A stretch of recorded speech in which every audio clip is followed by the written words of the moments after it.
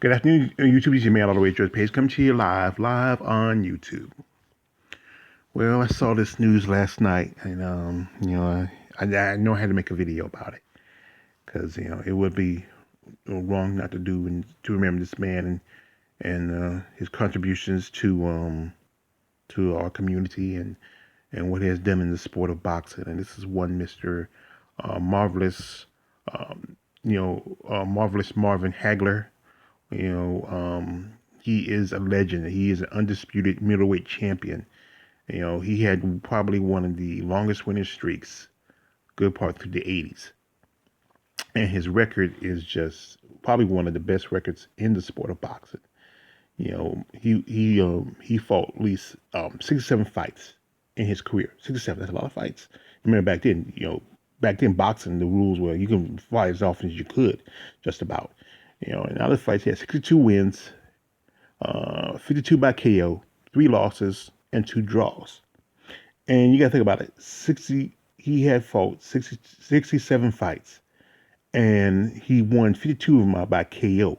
Now, that's pretty much 90% of his fights he won by KO. That's pretty good. Now, Marvelous was originally born in Newark, New Jersey. And he goes by his birth name, Marvin Nathaniel Hagler. And his family lived in New Jersey for a good while until there was an issue that happened. It was I think I'm looking at this into Wikipedia. It said it was a riot in New Jersey.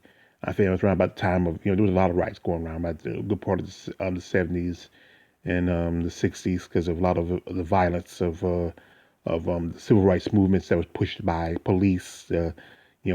Whatever, stuff's going on right now today. That's still going on. Brutality and racism. But his family eventually moved to Massachusetts, and there he started, his career in boxing. But he was mostly a local, fighter, more of a street fighter, local, gym fighter. But then he made his debut in '73.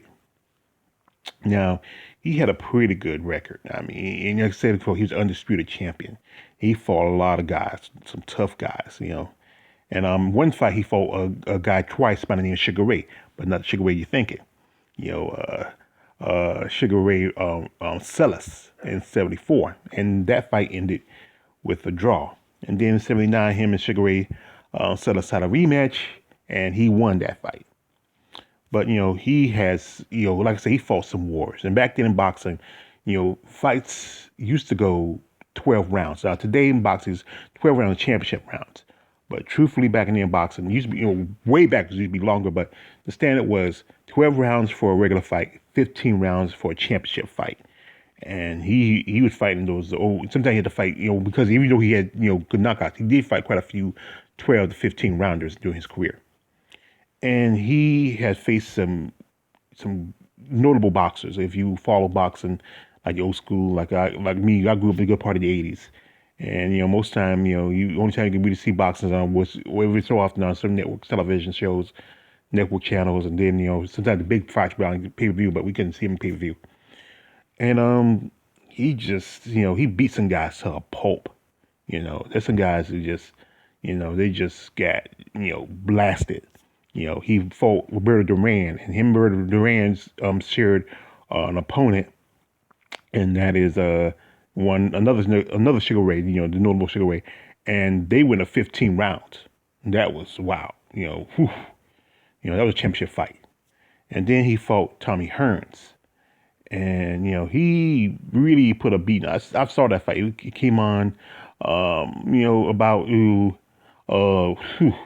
like around about probably a few months later after it was showed on pay-per-view, because you show it on pay-per-view, you show it on I think it was on probably HBO Sports, and then they showed on ABC, or if it was ABC, CBS, or one of them. They usually show fights, and he beat Tommy in 3 rounds, and Tommy he took a whooping. Then he fought Sugar Ray Leonard, and that was a split decision. That was back in '87.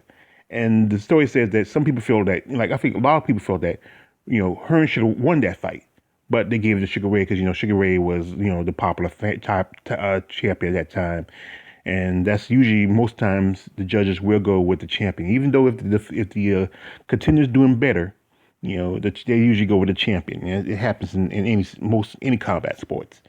And then that time there was talks about a rematch, but Sugar Ray Leonard decided he wanted to retire. And I think Hearns got frustrated. And like I said, I understand his feeling that you want to run that back. You feel like like with a lot of competitors, especially in combat sports and boxing, MMA, just any sports where in which you took a loss and you feel like you won that fight. You want to run it back to prove that you actually won it, but it never happened. That's probably one of the greatest rematches that never happened in history.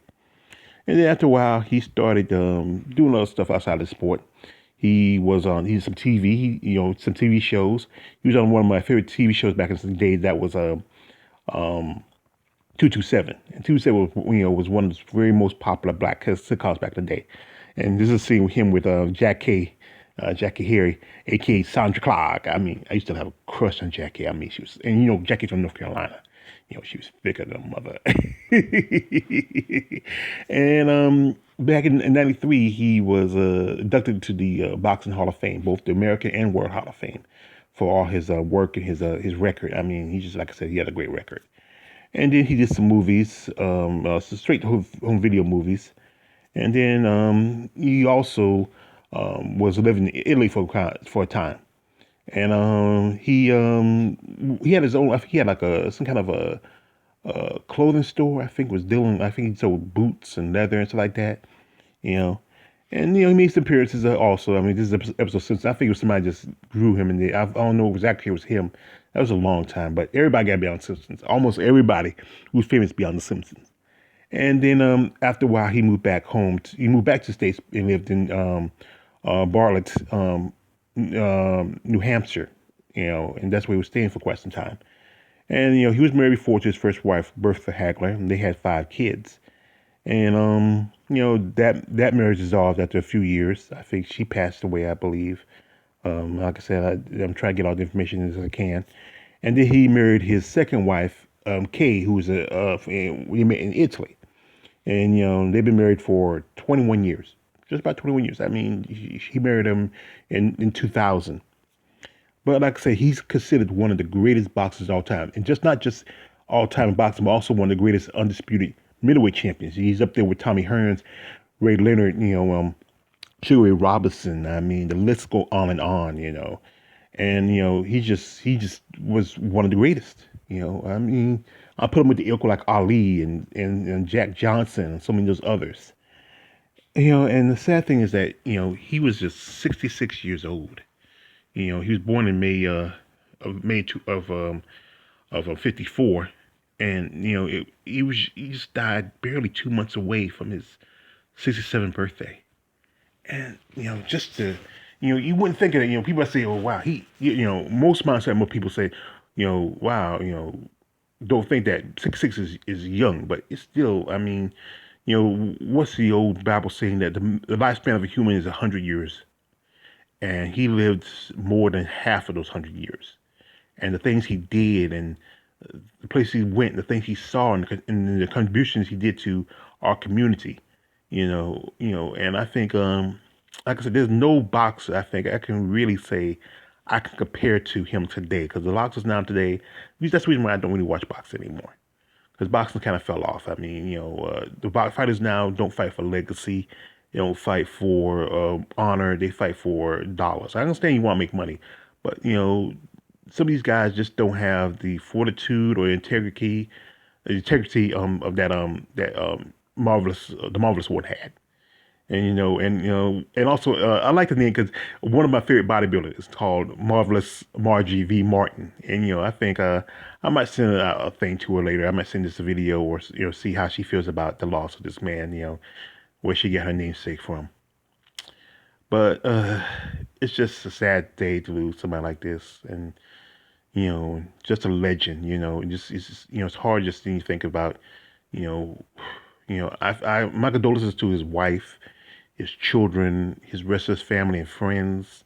I know you're gonna miss him. I mean, it's just hard to. I can understand, like, especially with the kids. I can understand losing a parent, and maybe losing both parents and just not seeing them ever again. So, my heart goes out to you. Most definitely goes out to you.